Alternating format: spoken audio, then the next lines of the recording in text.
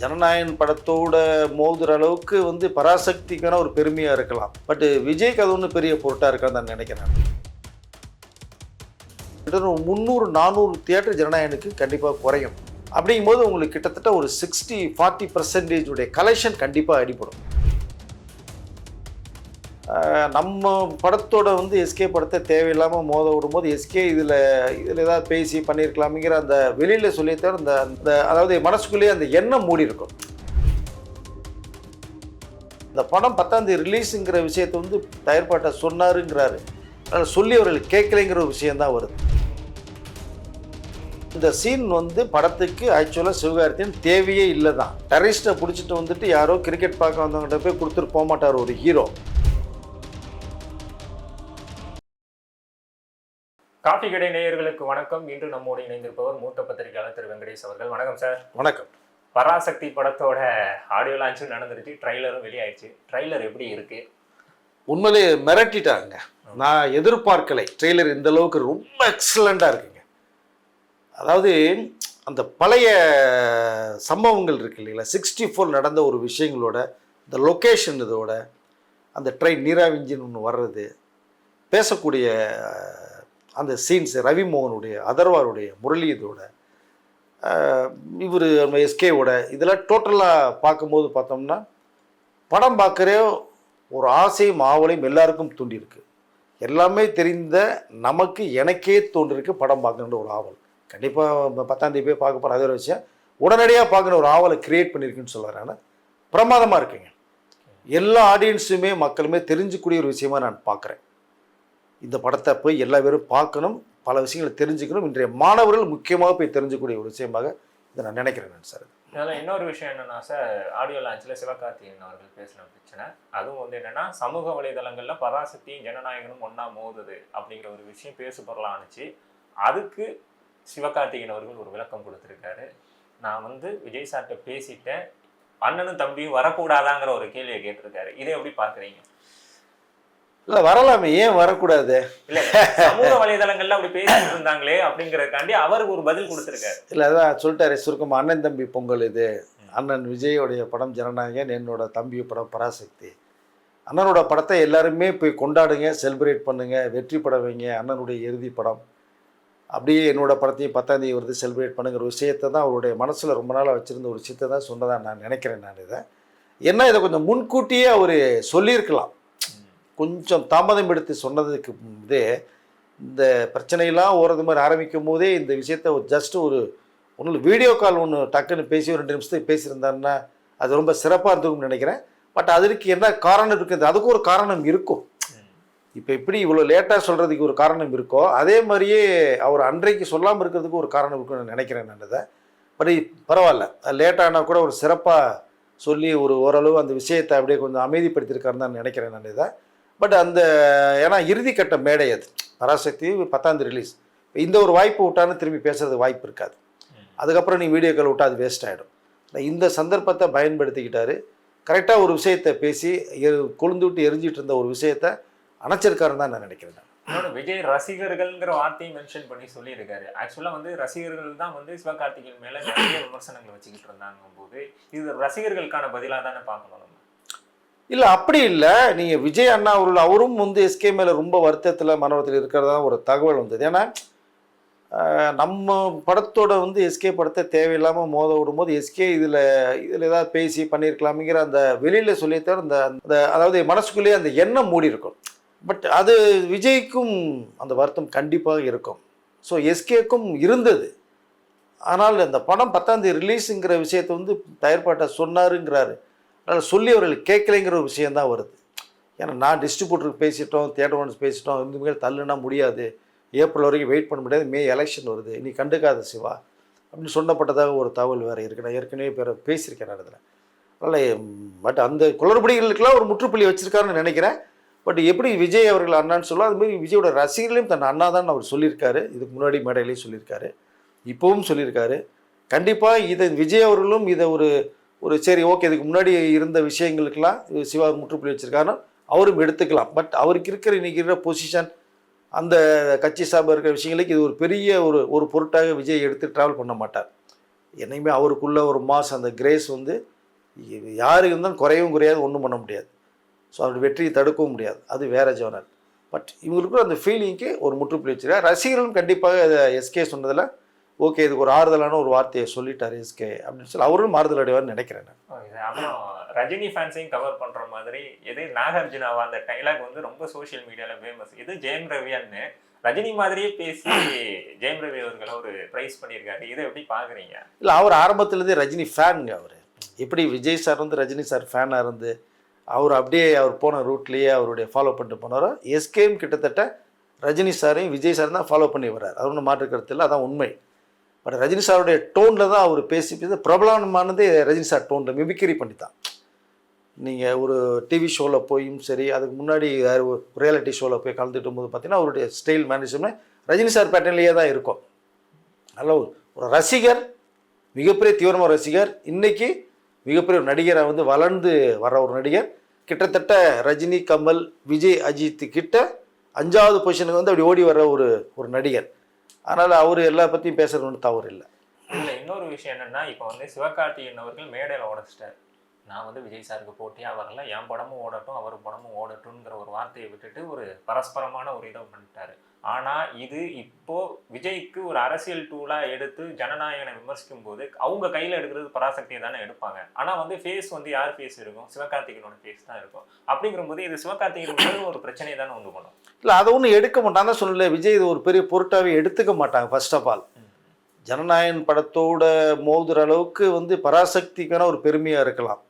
But விஜய்க்கு அது ஒன்றும் பெரிய பொருட்டாக இருக்கான்னு தான் நினைக்கிறேன் நான். அதை பற்றி அவரை ட்ரோல் பண்ணுறதோ எடுத்துக்கிட்டு பேசுகிற விஷயங்களோ இருக்காருன்னு தான் நான் நினைக்கிறேன் நான்.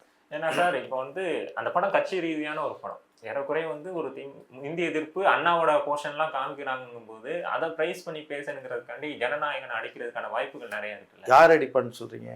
கட்சி சார்ந்து அரசியல் சார்ந்து யார் வேணாலும் அடிக்கலாம்ல. அதுக்கு வாய்ப்பு இருக்காது. ஏன்னா பராசக்தி படம் கட்சி சார்பாக கிடையாது. அது சுருக்கமாக சொல்ல போனால் ஒரு இந்தி எதிர்ப்பு குரல் தான் அது. இந்தியை வந்து திணிக்கிறீங்க நீங்கள். ஓகே, இந்தி தெரிஞ்சுக்கணும், அதுலேக்குள்ளே சொல்ல இந்தி சிவகார்த்திகேயன் கற்றுக்கிறது மாதிரியே ஒரு சீனையும் வச்சுருக்காங்க வேறு.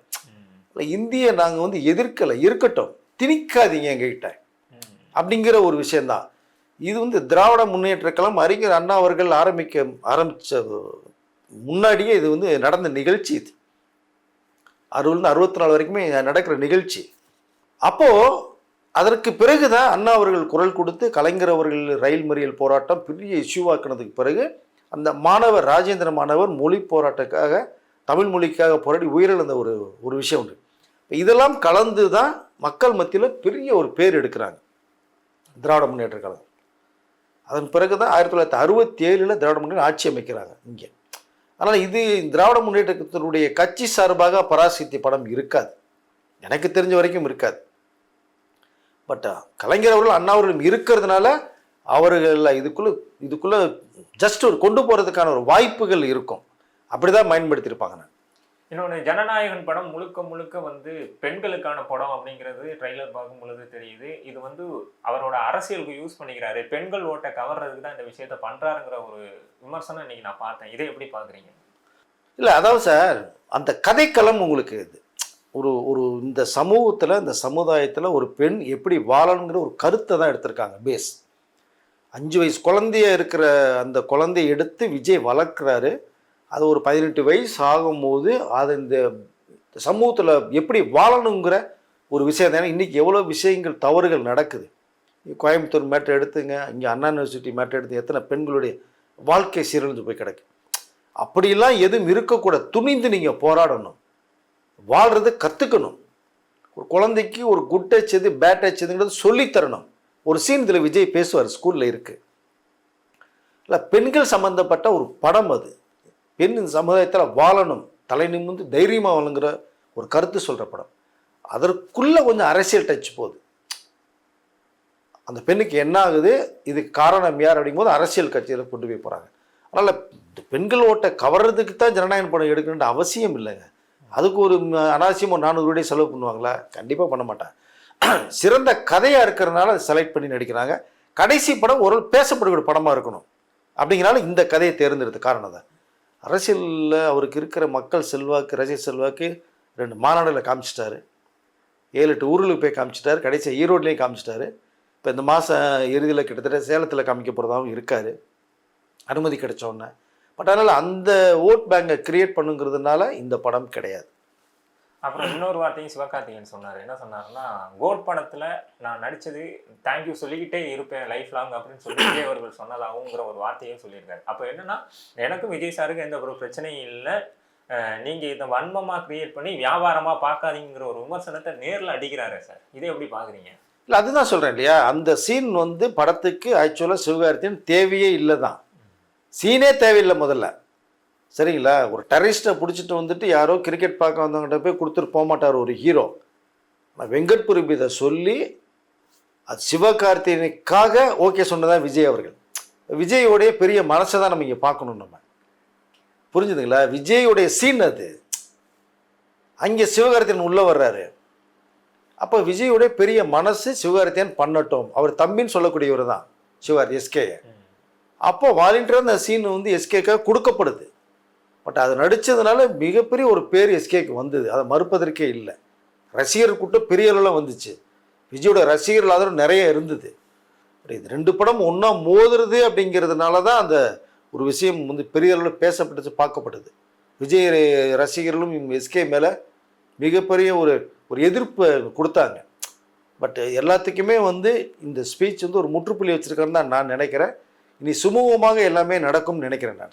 இந்த தேட்டர் பிரிக்கிற விஷயம் சார், இப்போ வந்து ஜனநாயகன் பராசக்திங்கிற பொழுது ஒரு நாள் கேப்பில் தான் ரிலீஸ் ஆகுது. எப்படியும் ஒரு நாள் வந்து ஜனநாயகம் போட்டு அடுத்த நாள் வந்து பராசக்தி மாற்ற முடியாது. இந்த தேட்டர் பங்கீடெல்லாம் எப்படி சார் போயிட்டு இருக்கு?